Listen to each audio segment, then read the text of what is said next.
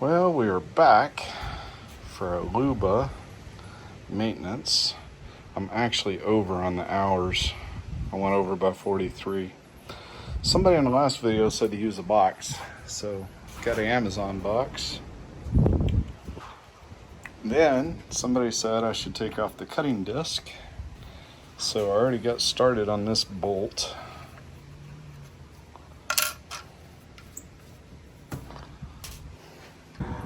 I know you're gonna ask me, what tools did you use for the job? A flathead screwdriver to untorque the bolts again, a Phillips, and an Allen wrench. Now, don't ask me what Allen wrench I used because I don't have my glasses on.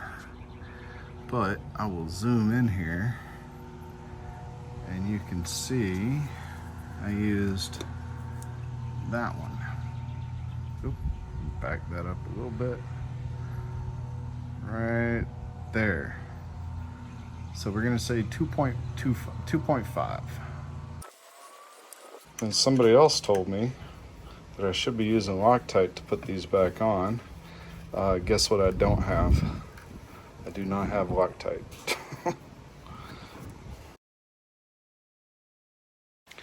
So I don't know if it actually comes with these bolts or not.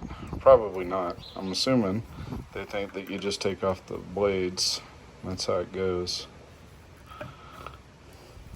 Kind of hard to hold a camera and do this at the same time, but I'm managing.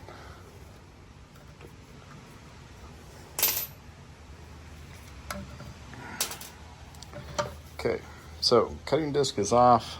In case you want to know what it looks like underneath, this is about 143 hours.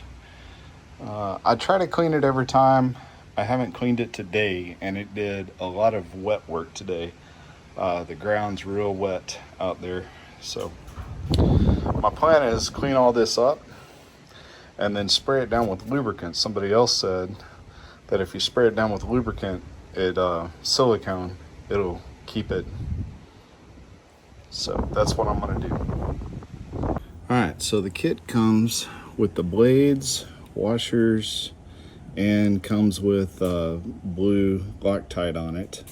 Like I said, I'll have to get some Loctite for these other bolts. There's the cutting disc. So now it's just a matter of removing those 4 bolts. Nice thing is you don't have to save them to put them back on. So I broke them free with the Phillips head because they have one Phillips head size.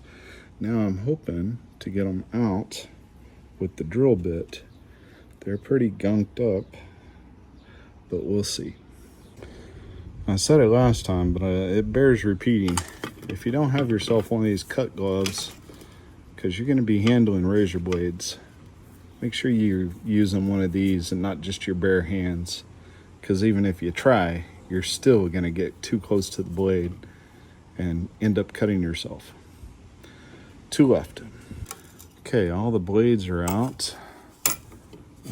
You can see here the stuff that gets in and locks the blades together. The blades are supposed to rotate freely, but this stuff here was kind of clogging the blades up. So I'm actually going to clean this up, and then I'm going to take off the other side and get those out. All right, cutting disc 2 is now free, and you can see the Loctite on those. It's always a good idea to put that back. All right, so there it is. Disc number 2, disc number 1, and all of the blades. Now, I gotta get to cleaning. I wanna clean all this out and then get some silicone spray and some Loctite and put it all back together. So, I'm sure you're asking, why do I keep mowing when the ground's wet?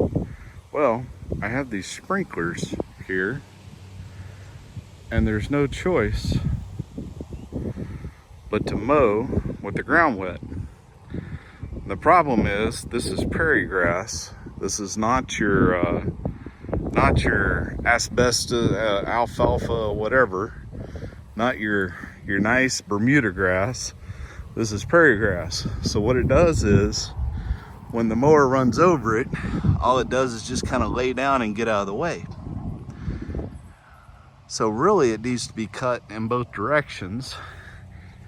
And I don't have a choice, because it's always a swamp here. Anyone who has a septic system, you know what I'm talking about. But then, where we live is old pasture land, and pastures have stock tanks. And so that wasn't there 2 weeks ago. This just developed over the last 2 weeks. And it happens from time to time. There's just nothing we can do about it. So that's how much rain we've gotten. But anyway, that's why I end up having to mow when it's wet. So somebody else was saying they wax their unit. That's not something that I'm prepared to do right now. I'm in the middle of mowing season. But what I will do is give it a little wash down. There is a little mark right there. Who knows what I got too close to. Otherwise, still in decent shape. I'll probably wax it after the season's over. And before you ask, yes, I am spraying the undercarriage, because I don't know how else you get it clean other than spraying it. Now, I'm not spraying it full force.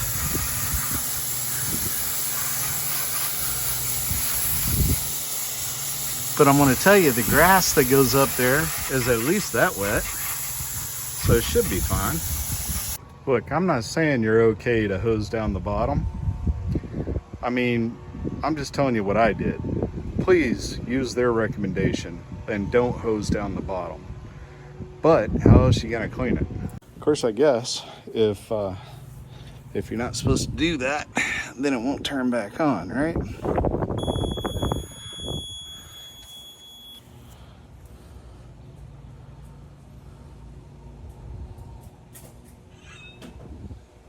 Okay, seems to be working.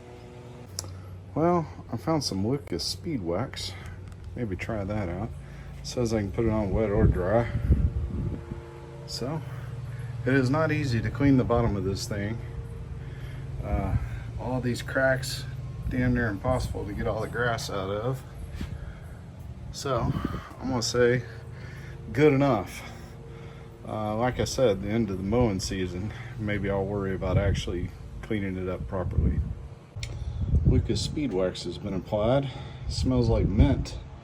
Wonder if it's supposed to smell that way, or is it just really, really old? The new bolts, of course, come with Loctite on them.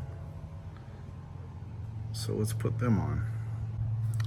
I don't know if you can see it. This is a clean razor blade. Let's see. Do a little micro zoom here.